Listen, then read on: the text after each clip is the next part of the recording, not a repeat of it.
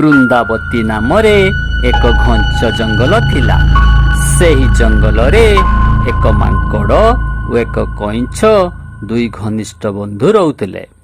ସେମାନଙ୍କର ବନ୍ଧୁତାକୁ ଦେଖି ଜଙ୍ଗଲର ଅନ୍ୟ ପଶୁପକ୍ଷୀମାନେ ଭାରି ଈର୍ଷା କରୁଥିଲେ। ସାଙ୍ଗ ହୋଇ ସେମାନେ ଏକାଠି ରହୁଥିଲେ, ଖେଳୁଥିଲେ ଓ ବୁଲୁଥିଲେ। ମାଙ୍କଡ଼ ପ୍ରତିଦିନ କଇଁଛ ପିଠିରେ ବସି ପାଣିରେ ବୁଲିବାକୁ ଖୁବ୍ ଭଲ ପାଉଥିଲା। ଦିନକର ଘଟଣା, ମାଙ୍କଡ଼ ନିଜ ସାଙ୍ଗ କଇଁଛ ପିଠିରେ ବସି ନଦୀରେ ବୁଲୁଥିଲା। ଦୁଇ ସାଙ୍ଗ ଖୁବ୍ ମୌଜ ମସ୍ତି କରୁଥିଲେ।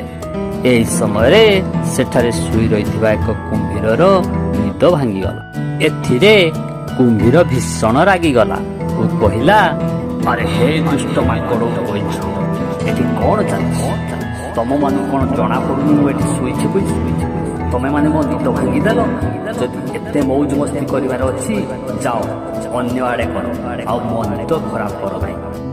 କ୍ଷମା କରିବ କୁମ୍ଭୀର ଭାଇ, ଆମର ଭୁଲ ହେଇଗଲା। ଆଉ ଆଗକୁ ସେମିତି ଜମାରୁ ବି ଭୁଲ ହବନି। ହେଲେ କୁମ୍ଭୀର ଭାଇ, ଆମେ ଏ ବୟସରେ ଯଦି ମୌଜ ମସ୍ତି ନ କରିବୁ, ଆଉ ତମ ଭଳି କଣ ଦିନ ସାରା ଶୋଇ ରହିବୁ? ଆରେ ତମେ ମାନେ ମୌଜ ମସ୍ତି କରିବ ବୋଲି କଣ ଅନ୍ୟମାନଙ୍କୁ ହଇରାଣ କରିବ? ଯାଅ ଏଠାରୁ ଶୀଘ୍ର ଚାଲିଯାଅ। ଏହାପରେ ମାଙ୍କଡ଼ ଓ କଇଁଛ କୁମ୍ଭୀରଟିକୁ ଇଆଡ଼ୁ ସିଆଡ଼ୁ କହି ସେଠାରୁ ଚାଲିଗଲେ। ଏଥିରେ କୁମ୍ଭୀର ଖୁବ୍ ରାଗିଗଲା। ଆରେ ଏମାନଙ୍କ ସାହସ ତ ଦେଖ, ମୋ ନିଦ ଭାଙ୍ଗିଲେ, ଭୁଲ କଲେ, ତାପରେ ବି ମୋ ଉପରେ ଗର। ହଉରେ ପୁଅ, ଦେଖୁଛି ତମମାନେ। ଏହାପରେ ପରଦିନ ପୁଣି ମାଙ୍କଡ଼ କଇଁଛ ପିଠିରେ ବସି ବୁଲୁଥିବା ସମୟରେ ନଈ ମଝିରେ ପୁଣି କୁମ୍ଭୀର ସହିତ ଦେଖାହେଲା। ସେମାନଙ୍କୁ ଦେଖି କୁମ୍ଭୀର କହିଲା, ନମସ୍କାର ମାଙ୍କଡ଼ ଭାଇ, ଆଉ ସବୁ ଭଲ ତ? କୁମ୍ଭୀରର ଏଭଳି ଭଦ୍ରାମିରେ ମାଙ୍କଡ଼ ଓ କଇଁଛ ଆଶ୍ଚର୍ଯ୍ୟ ହୋଇଗଲେ। ଆଉ ମାଙ୍କଡ଼ କହିଲା, ହଁ କୁମ୍ଭୀର ଭାଇ, ତମକୁ ବି ପ୍ରତି ନମସ୍କାର। ଆମେ ଦୁଇ ବନ୍ଧୁ ଖୁବ୍ ଭଲରେ ଅଛୁ। ହେଲେ ତମେ କେମିତି ଅଛ? ହଁ ମୁଁ ବି ଭଲରେ ଅଛି। ହେଲେ ମାଙ୍କଡ଼ ଭାଇ, ମୁଁ ଗୋଟେ କଥା ବୁଝିପାରୁନି। କଣ ବୁଝିପାରୁନ କୁମ୍ଭୀର ଭାଇ? ନାଇଁ କହିବିନି, କହିଲେ ତମେ ମାନେ ମତେ ଭୁଲ ବୁଝିବ। ନାଇଁ କୁମ୍ଭୀର ଭାଇ, ଆମେ ମାନେ ତମକୁ ଜମାରୁ ଭୁଲ ବୁଝିବୁନି। କୁହ, କଣ କହିବାର ଅଛି କୁହ? ନାଇଁ ମୁଁ କଣ କହୁଥିଲି କି, ତମେ ଏତେ ବଡ ପଶୁଟେ ହୋଇ ଏଇ ଛୋଟିଆ କଇଁଛଟେ ସହିତ ବଂଶ କାହିଁକି ବାନ୍ଧିଛ? ତା ଦେହରେ ତ ଚାଲିବା ପାଇଁ ଶକ୍ତି ନାହିଁ, ଆଉ ସେ ସବୁ ତା ପିଠିରେ ବସି ପହଁରିବ କେମିତି? ତେଣୁ ତମେ ଯଦି ମୋ ସହିତ ବନ୍ଧୁତା କରନ୍ତ, ତାହେଲେ ତମକୁ ମୁଁ ମୋ ପିଠିରେ ବସାଇ ଗୋଟିଏ ଘଣ୍ଟାରେ ପୁରା ନଦୀଟା ବୁଲେଇ ଆଣନ୍ତା। କୁମ୍ଭୀରର ଚିକିଣିଆ କଥାରେ ମାଙ୍କଡ଼ ପୁରା ଫସିଗଲା। ଆଉ କହିଲା, ତମେ ସତ କହୁଛ କୁମ୍ଭୀର ଭାଇ? ମୋ ସହିତ ସତରେ ତମେ ବନ୍ଧୁତା କରିବ? ମାଙ୍କଡ଼ କୁମ୍ଭୀର ଆଡକୁ ଢଳିବାର ଦେଖି କଇଁଛ ମାଙ୍କଡ଼କୁ ସତର୍କ କରାଇଦେଲା। ଦେଖ ସାଙ୍ଗ, ମୋତେ ଏ କୁମ୍ଭୀର କଥାକୁ ଜମାରୁ ବି ବିଶ୍ୱାସ ହଉନାହିଁ। ଏ ନିଶ୍ଚୟ କିଛି ମନ୍ଦ ଉଦ୍ଦେଶ୍ୟ ରଖି ତମ ସହିତ ବନ୍ଧୁତା କରିବାକୁ ଚାହୁଁଛି। ତମେ ତାକୁ ଆଦୌ ବିଶ୍ୱାସ କରନି। ହେଲେ କଇଁଛର କଥାକୁ ମାଙ୍କଡ଼ ଶୁଣି ନ ଶୁଣିଲା ପରି କୁମ୍ଭୀରକୁ କହିଲା, ଠିକ ଅଛି ସାଙ୍ଗ, ତମେ ଆଜିଠାରୁ ମୋର ନୂଆ ବନ୍ଧୁ। କାଲିଠାରୁ ଆମେ ସାଙ୍ଗରେ ଖେଳିବା ଆଉ ସାଙ୍ଗରେ ବୁଲିବା, ହେଲା? ସେହି ଦିନଠାରୁ ମାଙ୍କଡ଼ କଇଁଛକୁ ଛାଡ଼ି କୁମ୍ଭୀର ସହିତ ବନ୍ଧୁତା ବାନ୍ଧିଲା।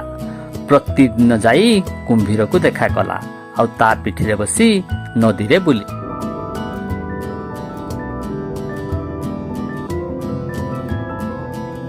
ହେଲେ କଇଁଛ ଏସବୁ କଥାକୁ ଗ୍ରହଣ କରିପାରିଲା ନାହିଁ।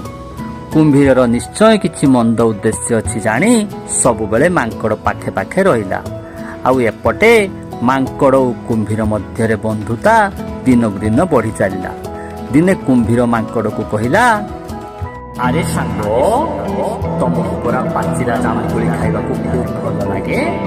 ଦେଖ ସାଙ୍ଗ, ନଦୀର ଆରପଟେ ଗୋଟିଏ ବିରାଟ ବଡ଼ ଜାମୁକୋଳି ଗଛ ଅଛି, ଆଉ ସେଥିରେ ପ୍ରଚୁର ପାଚିଲା ଜାମୁକୋଳି ହୋଇଛି।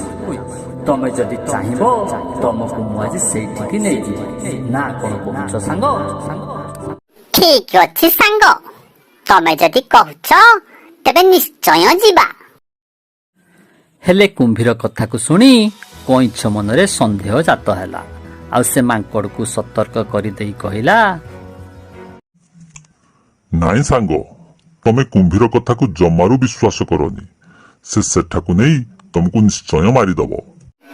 ଚୁପ୍ କର ଦୁଷ୍ଟ କଇଁଛ, ତୁ ନିଶ୍ଚୟ ଆମ ବନ୍ଧୁତାକୁ ସହି ପାରୁନୁ, ସେଥିପାଇଁ ଏମିତି କହୁଛୁ। ତୁ ତୋ ବାଟରେ ଯା, ଆଉ ଆମ କଥାରେ ଜମାରୁ ମୁଣ୍ଡ ପୁରାନା। ଚାଲ ବନ୍ଧୁ, ଏବେ ଆମେ ଯିବା। ଏହାପରେ କୁମ୍ଭୀର ନିଜ ପିଠିରେ ମାଙ୍କଡକୁ ନେଇ ନଦୀର ଆରପାରିକୁ ଗଲା, ଆଉ କଇଁଛ ଆସନ୍ନ ବିପଦ କଥା ଭାବି ସେମାନଙ୍କ ପଛେ ପଛେ ଗଲା। ସେଠାରେ ପହଞ୍ଚି ମାଙ୍କଡ କହିଲା, ସାଙ୍ଗ, ତମେ ପରା କହୁଥିଲେ ଏଠି ଗୋଟେ ବିରାଟ ଜାମୁକୋଳି ଗଛ ଅଛି, ହେଲେ କାହିଁ ଏଠି ତ ଗୋଟେ ହେଲେ ବି ଜାମୁକୋଳି ଗଛ ଦେଖାଯାଉନି। ମୂର୍ଖ ମାଙ୍କଡ, ତୁ କଣ ସବୁ ଭୁଲିଗଲୁ? ସେଦିନ ଦୁଇ ସାଙ୍ଗ ମତେ କି ଅପମାନ ଦେଇଥିଲ? ତୁ କଣ ଭାବୁଛୁ ମୁଁ ତତେ ଜାମୁକୋଳି ଖୁଆଇବାକୁ ଆଣିଛି? ନା ନା ରେ ମୂର୍ଖ, ମୁଁ ତତେ ମାରି ଆଜି ତୋ ମାଂସରେ ଭୋଜି କରିବି। କୁମ୍ଭୀରର କଥା ଶୁଣି ମାଙ୍କଡ ଖୁବ୍ ଡରିଗଲା। ହେଲେ କଇଁଛ ମାଙ୍କଡକୁ ଡାକ ପକାଇଲା, ଆରେ ସାଙ୍ଗ, ତମେ ଆଦୌ ଡରନି। ଶୀଘ୍ର ଡିଆଁ ମାରି ନଈ କୂଳକୁ ଚାଲିଯାଅ। କୁମ୍ଭୀର ତମର କିଛି ବି କରିପାରିବ ନାହିଁ। କଇଁଛ କଥାରେ ମାଙ୍କଡ କାଳ ବିଳମ୍ବ ନ କରି କୁମ୍ଭୀର ପିଠିରୁ ଡେଇଁ ନଈ କୂଳକୁ ଚାଲିଗଲା। ଏହାପରେ ମାଙ୍କଡ ନିଜର ଭୁଲ ବୁଝିପାରିଲା, ଆଉ କଇଁଛକୁ କହିଲା, ମତେ କ୍ଷମା କରିବ ସାଙ୍ଗ, ତମ ଭଳି ପ୍ରକୃତ ବନ୍ଧୁଙ୍କୁ ମୁଁ ଚିହ୍ନି ପାରିଲି ନାହିଁ, ଆଉ କୁମ୍ଭୀର କଥାରେ ପଡି ତମକୁ ମୁଁ ଭୁଲ ବୁଝିଲି। ଠିକ ଅଛି ସାଙ୍ଗ, ସେ କଥା ସବୁ ଭୁଲି ଯାଅ, ଆଉ ଆଜିଠାରୁ ଆମେ ଆଗ ଭଳି ବନ୍ଧୁ ହୋଇ ରହିବା।